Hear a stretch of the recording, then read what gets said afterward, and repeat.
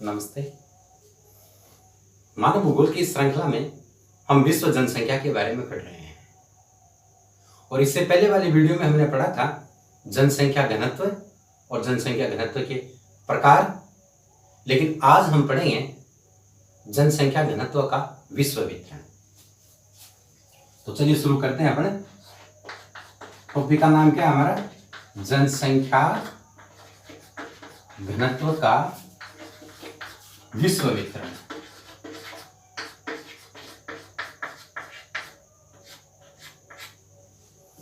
जनसंख्या घनत्व अर्थात प्रति वर्ग किलोमीटर में निवास करने वाले लोगों की संख्या को क्या कहते हैं? जनसंख्या घनत्व कहते हैं। जनसंख्या घनत्व का विश्व वितरण, विश्व में जनसंख्या का वितरण किस तरह से पाया जाता है, ये चीज हम पढ़ेंगे। देखिए, भारत की जो जनसंख्या है उससे संबंधित आंकड़े हमें जनगणना रिपोर्ट से प्राप्त होते हैं और विश्व की जनसंख्या संबंधित आंकड़े हमें विश्व जनसंख्या ब्यूरो से प्राप्त होते हैं। किससे प्राप्त होते हैं? विश्व जनसंख्या ब्यूरो, जिसका कार्यालय कहाँ है? वाशिंगटन, अर्थात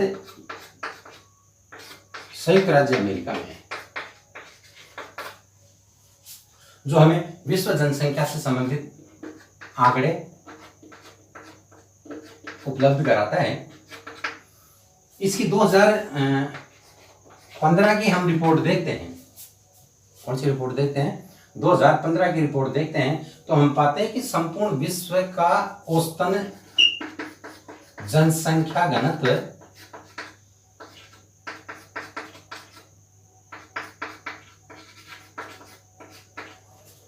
47 व्यक्ति प्रति वर्ग किलोमीटर पाया जाता है।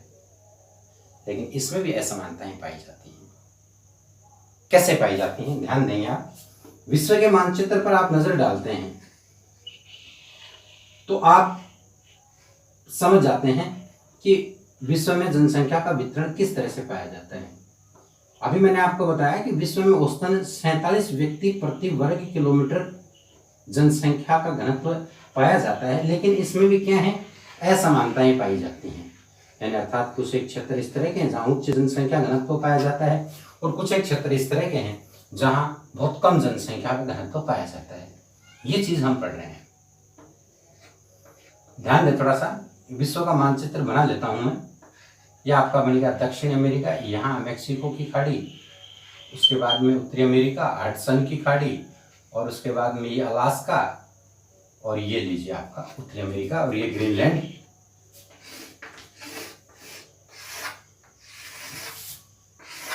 और ये आपका ऑस्ट्रेलिया।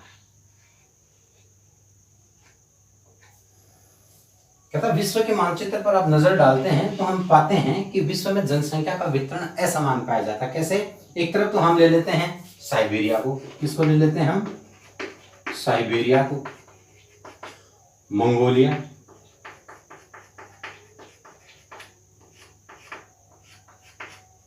ग्रीनलैंड और सहारा का मरुस्थल। यहां एक व्यक्ति प्रति वर्ग किलोमीटर से भी कम जनसंख्या घनत्व पाया जाता है। वहीं दूसरी ओर देखते हैं हम तो आपका यह है भारत। भारत से आगे चलते हैं हम Bangladesh, Myanmar, Indonesia, Thailand, Malaysia. यहां है सिंगापुर।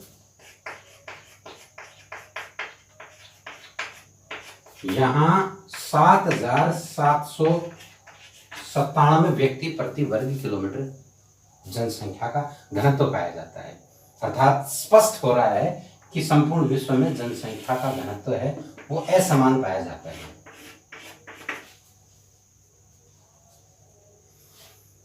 इस तथ्य को ध्यान में रखते हुए संपूर्ण विश्व को जनसंख्या घनत्व की दृष्टि से 5 भागों में बांटा गया है।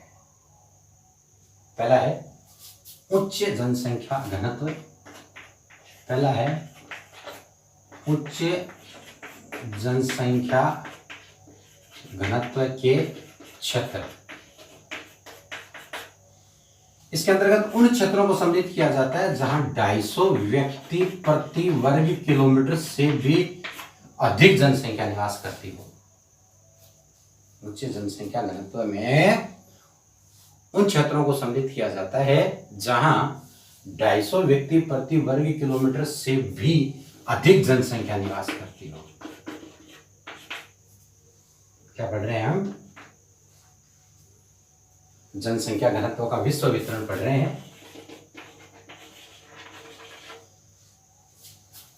वितरण की दृष्टि से संपूर्ण विश्व को 5 भागों में बांटा गया है। पहला है उच्च जनसंख्या घनत्व। इसके अंतर्गत उन क्षेत्रों को सम्मिलित किया जाता है जहां 250 व्यक्ति प्रति वर्ग किलोमीटर से भी अधिक निवास करते हैं। इसमें 3 उपक्षेत्र आते हैं। कितने उपक्षेत्र आते हैं? 3 आते हैं।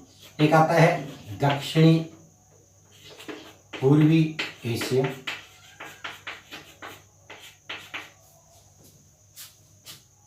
ये हो गया एशिया। एशिया का ये दक्षिणी, और ये कौन सा क्षेत्र हो गया? पूर्वी क्षेत्र हो गया। तो ये हो गया दक्षिणी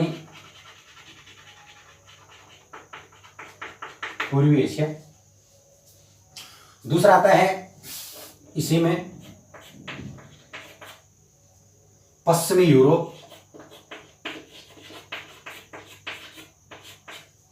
यूरोप का ये पश्चिमी भाग इसमें आता है। किसमें आता है? उच्च जनसंख्या घनत्व में आता है। और तीसरा आता है इसमें उच्च जनसंख्या घनत्व में आता है पूर्वी उत्तरी अमेरिका। ये उत्तरी अमेरिका हो गया, इसका ये भाग हो गया कौन सा? पूर्वी उत्तरी अमेरिका। ये जो क्षेत्र हैं पूर्वी उत्तरी अमेरिका, पश्चिमी यूरोप और दक्षिणी पूर्वी एशिया, यहां उच्च जनसंख्या घनत्व पाया जाता है। लेकिन क्यों पाया जाता है यहाँ? इसके पीछे कई कारण हैं। आगे पढ़ेंगे अपने विस्तार से जनसंख्या घनत्व को प्रभावित करने वाले कारक। फिर आपको ठीक ढंग से और समझ में आ जाएगा कि यहाँ समतल उपजाऊ मैदान पाए जाते हैं जो कृषि के लिए आदर्श हैं। इसके अलावा समतल उपजाऊ मैदानों के कारण यहाँ अच्छे कृषि प्रदेश पाए जाते हैं। साथ ही यहाँ खनिज संपदा पाई जाती है। यहाँ औद्योगिक विकास हुआ है और परिवहन का विकास हुआ है, जिसके कारण यहाँ अधिक जनसंख्या निवास करती है। दूसरा है अधिक जनसंख्या घनत्व के क्षेत्र। ये था पहला। दूसरा कौन सा हो गया? अधिक जनसंख्या घनत्व के क्षेत्र।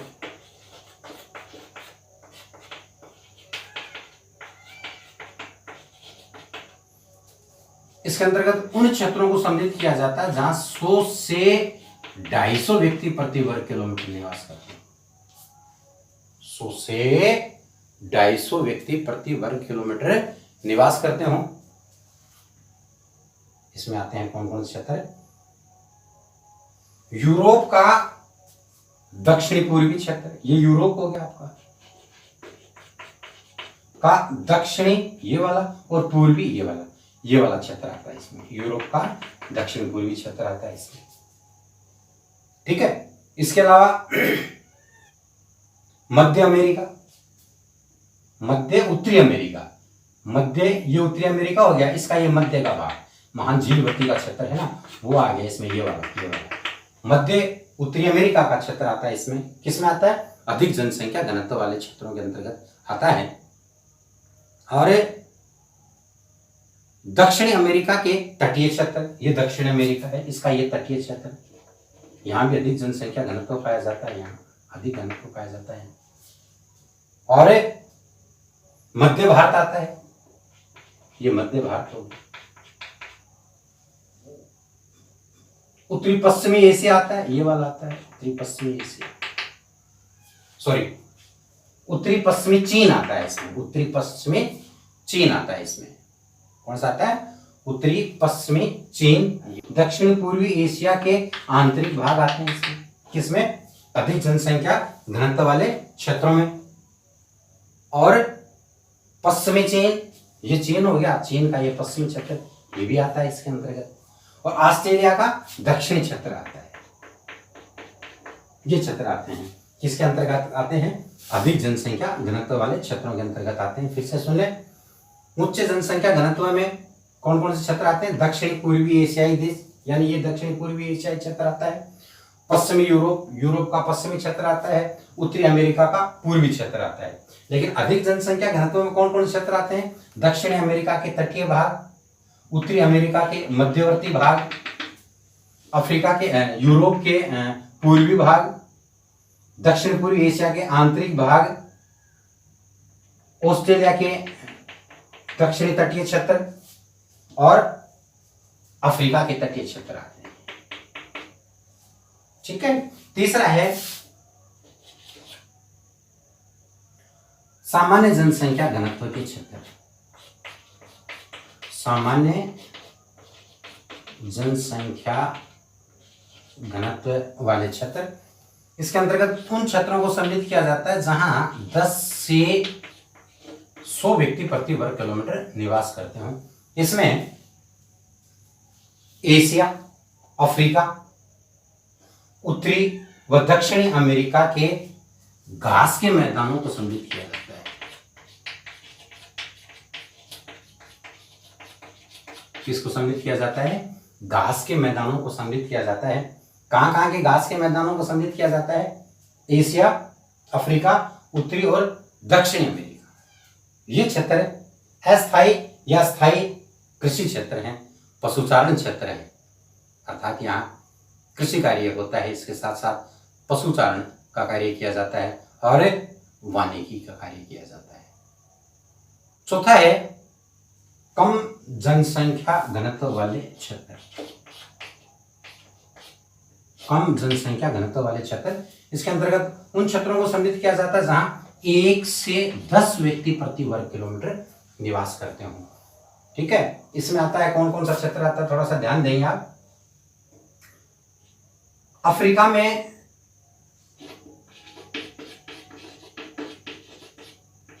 ये लीबिया है। ठीक है। अफ्रीका का ही सूडान, ये वाला क्षेत्र, और ये मेडागास्कर है। क्या है? मेडागास्कर। इसको बोलते हैं मालागासी। क्या बोलते हैं इसको? मालागासी। क्योंकि यहाँ के अधिकांश लोग मालागासी भाषा बोलते हैं, इसीलिए इसको मालागासी कहते हैं। पढ़ रहे हैं हम कम जनसंख्या घनत्व वाले क्षेत्र। इसमें अफ्रीका का क्षेत्र आता है लीबिया, सूडान और मालागासी। उत्तरी अमेरिका का कनाडा। उत्तरी अमेरिका का कौन सा क्षेत्र आता है? कनाडा आता है। दक्षिणी अमेरिका में इक्वेडोर, ये वाला क्षेत्र, पेरू, ये वाला क्षेत्र, और अर्जेंटीना।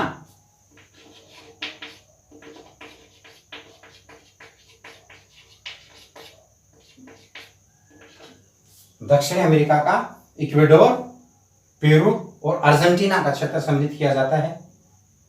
एशिया में पश्चिमी साइबेरिया, ये साइबेरिया हो गया इसका, ये पश्चिमी क्षेत्र। एशिया में पश्चिमी साइबेरिया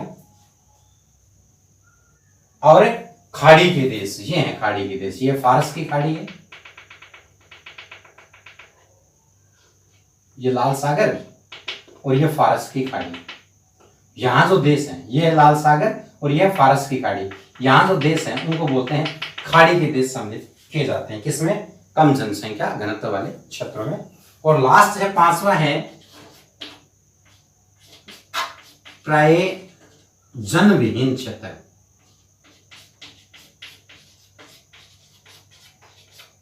जनविहीन क्षेत्र,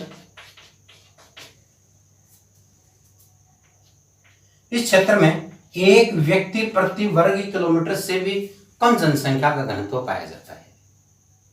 इसमें कौन कौन से क्षेत्र आते हैं देखो। विश्व के अति उष्ण क्षेत्र, विश्व के अति शीत प्रदेश और विश्व के अति आर्द्र प्रदेश, इनको सम्मिलित किया जाता है। अति उष्ण में सहारा, सहारा का मरुस्थल है, अरब का मरुस्थल है, थार का मरुस्थल है, इनको सम्मिलित किया जाता है। अति उष्ण में अति शीत उच्च अक्षांशीय क्षेत्र, कनाडा से ऊपर, साइबेरिया से ऊपर, जिसको टुंड्रा और टैगा प्रदेश कहते हैं, ग्रीनलैंड, इनको सम्मिलित किया जाता है। किसमें? अति शीत प्रदेश में। क्योंकि ये दोनों ही मरुस्थलीय क्षेत्र हैं। उष्ण गर्म मरुस्थल है, शीत ठंडा मरुस्थल है। पूर्णतः वनस्पति विहीन क्षेत्र है। यहाँ कम जनसंख्या का घनत्व पाया जाता है, अर्थात एक व्यक्ति से कम जनसंख्या का घनत्व पाया जाता है, और इसी के अंतर्गत सम्मिलित किया जाता है अति आर्द्र, अर्थात भूमध्य रेखीय घनी वर्षा वाले वन, ये वाले क्षेत्र जो भी आ गया इसमें, इसके अंतर्गत सम्मिलित किया जाता है। किसमें? प्राय जनविहीन क्षेत्र में, अर्थात यहाँ एक व्यक्ति प्रति वर्ग किलोमीटर से भी कम जनसंख्या का घनत्व पाया जाता है। यह था आज का टॉपिक, जनसंख्या घनत्व का विश्व वितरण। अगली वीडियो में हम फिर हाजिर होंगे एक और नए टॉपिक के साथ। धन्यवाद।